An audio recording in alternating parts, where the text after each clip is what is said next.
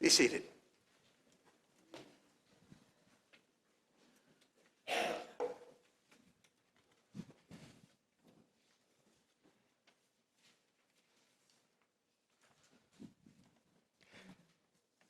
May the words of my mouth and the meditations of our hearts be acceptable in your sight, O God, our strength and our Redeemer.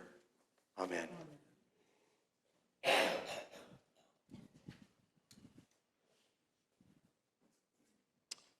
I think I told this story many years ago here. My friend Jan was 17 years old.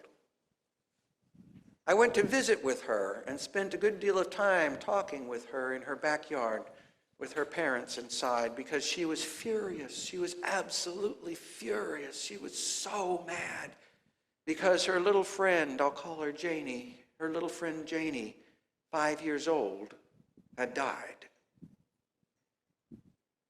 Jan had met Janie in the cancer ward.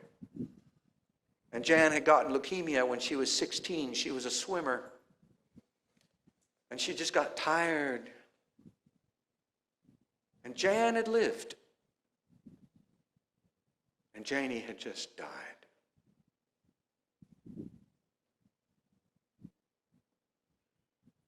I'm not sure we always ask these questions, at least not out loud. We might not always tell our friends and family around us, but sometimes they echo around inside of us. They crawl around in our hearts. Why Jan and not Janie? Why not both? It's not fair. It's rude. Janie was 5 years old.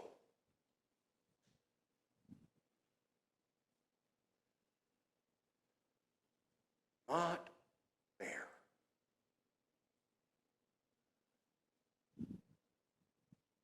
In the gospel lesson for today, a woman comes to Jesus and she asks him to cast a demon out of her daughter.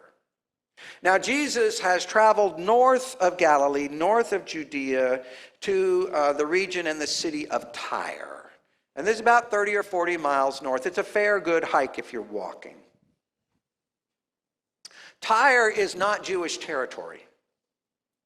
Tyre is Gentile territory.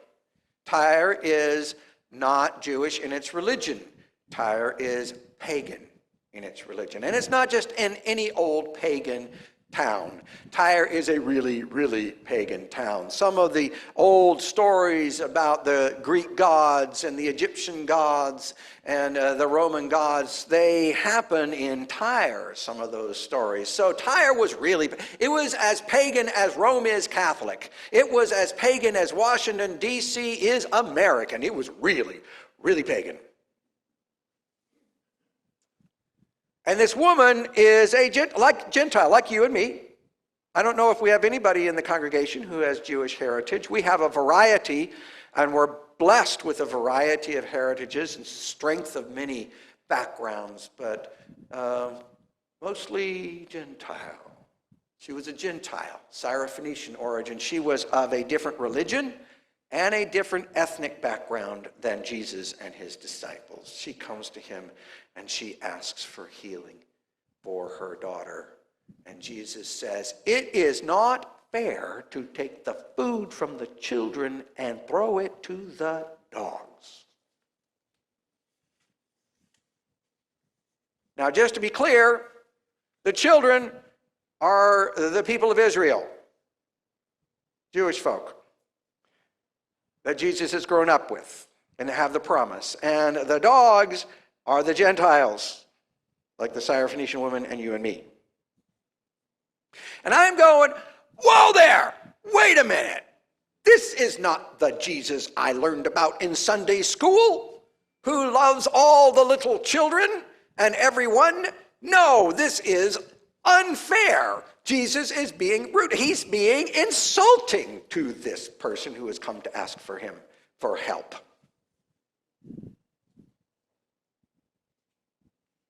Now, scholars over the years have come up with a variety of interesting and creative ways to explain what Jesus has just said. For example, some scholars suggest that Jesus was joking, because the Greek word for dog is kunarion and not canis, which means little dog or puppy. I don't know whether Jesus was joking or not, but how would you feel if you came to somebody desperate for help and they called you a puppy? Yeah, I don't know. Some people have suggested perhaps that Jesus is testing this woman to see if she has sufficient faith to be worthy of his healing power. I'm not sure I buy that one, because he never does anything like that to anyone else in the Gospel of the Mark, at least.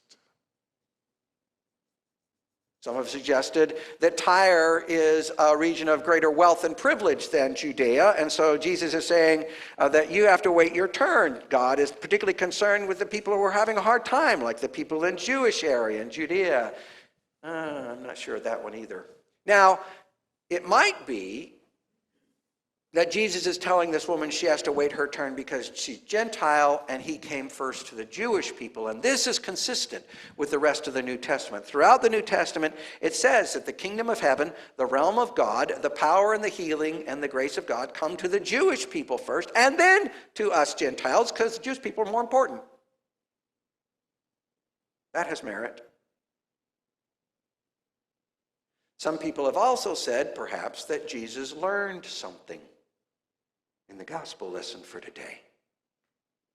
That this woman helped him to realize something about his own message, a greater depth to his own proclamation of the realm of God than he had as yet realized. This is assuming that Jesus is fully human as well as fully God, and so to be human is to be able to learn new things. To be human is to be limited in our understanding, and occasionally we will learn something new.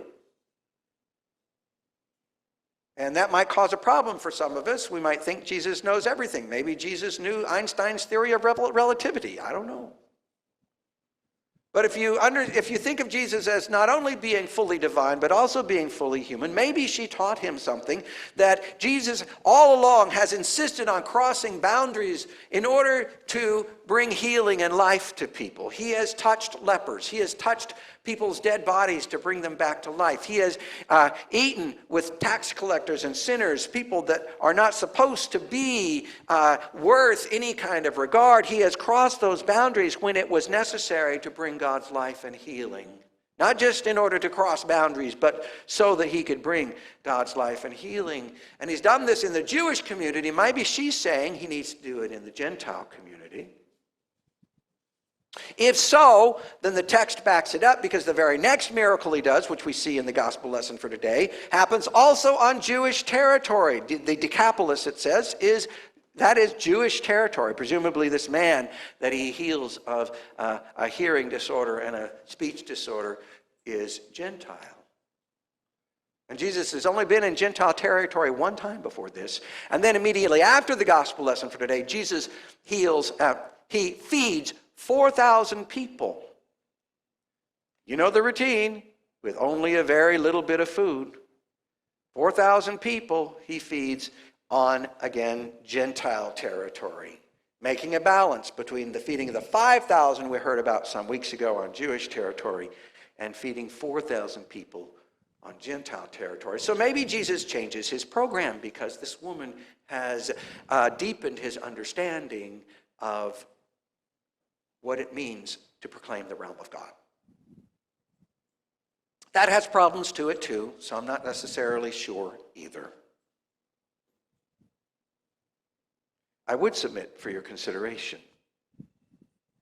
that Jesus being rude and unfair, while it may be of great concern to some of us, was not necessarily the first concern of the writer of the Gospel of Mark. That Mark was not so concerned, whether we like it or not, Mark was not so concerned with what Jesus said and the fact that he's rude and insulting to this woman. Mark is concerned with this woman and with her faith. Look at what she does. First of all, it's a heavy lift for a Gentile person, a person of different religion and background, to go to a Jewish person and have a conversation with him. That's That's a space as it is. But now she is a woman. And if you are a woman in first century society, you would not go by yourself to speak to a strange man. No, you would not. You would send one of your men. One of the men in your household, a brother or a husband or a son, you would send one of your men. You might accompany the man, but he would do the talk. He would talk to the strange man and make the request in your behalf. If you were any kind of respectable woman, you would do it this way. What are you talking about? Have you gone crazy? But this woman breaks that social expectation. She breaks that boundary because she is so desperate for the healing of her daughter. And she goes to Jesus her own self and she pleads for her daughter to have the demon cast out. And Jesus says no. In a rather insulting way. It's not fair to take the food from the children and give it to the dogs. Now, does this woman storm away in a huff with her ego bruised? No, she does not. Does this woman crawl away in despair and humiliation? No, she does not. No, because her mind is focused on what is required, and that is healing for her daughter, the life and the power and the hope of God to bring to her daughter whom she desperately loves. And so she checks her ego at the door. This also is uncomfortable for, I'll speak for myself, me. It is uncomfortable for me to check my ego at the door, but it is necessary for us Christians to check our egos at the door. Welcome to Christianity. It's not necessarily always very comfortable. She checks her ego at the door, and she persists. She is determined. She is insistent. She comes back to Jesus, and she does not claim an equal place at the table. She does not say that she needs to be just as important as everybody else. She does not even ask for just as much as everybody else. She doesn't ask for it to be fair. She says, yes, Lord, but even the dogs eat the crumbs from the master's table. She does insist that she has a place at the table, and she trusts that even a crumb of God's grace is enough to save her world, save her daughter.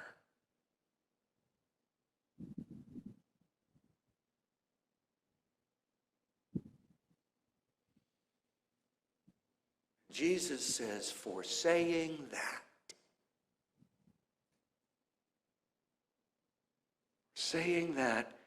go, the demon has left your daughter. The Greek here is through your word, or because of your logon in Greek. It's a form of the word logos, which we've heard before. We've talked about it in the Gospel of John. The word logos is not just a word. The word logos in Greek is not just a thing that we say. The word logos is the way things add up, the way things fit together, the way things move forward. The logos is the meaning and the purpose and the language and the story. Because of your meaning, because of your purpose, because of your way of looking at the world, where you check your ego at the door and you focus on the healing of God that has come for your daughter, that's why the demon has left her.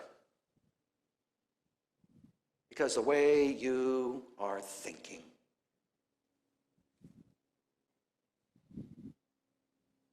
She goes home trusting that it's true. She finds her daughter laying on the bed, whole and sane.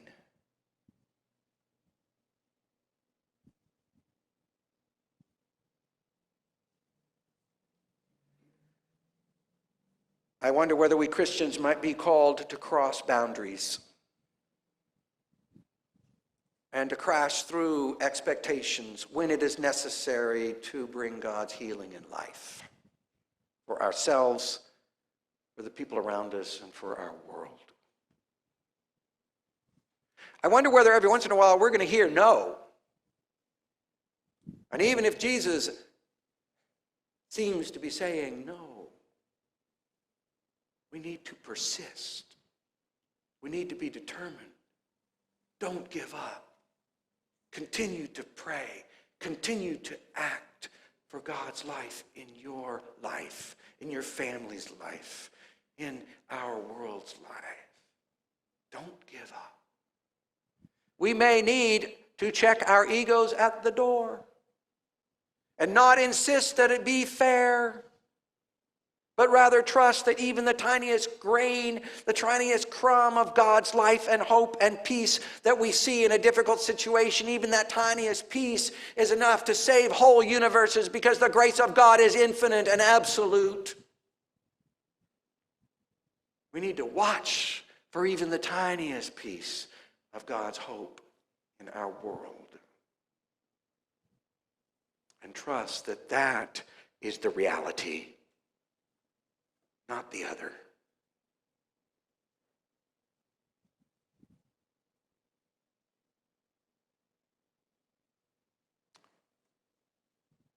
The same day that we found out Jan had gone into remission from her cancer, my friend, who was 16 at the time and 17 when I visited with her, the same day,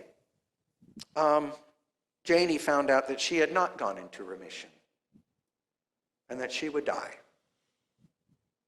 at 5 years old. But Janie came into Jan's room that day. She had a little bit of wisp of hair here, and she was barefoot. She barely touched the ground as she walked. And she had in her hand a card that she had made for Jan, because she was so happy that her friend was getting better.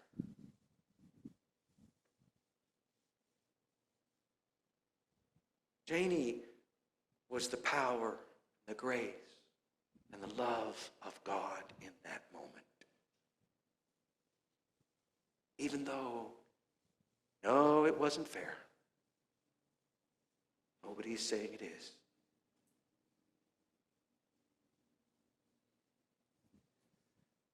God's healing and God's hope is wild.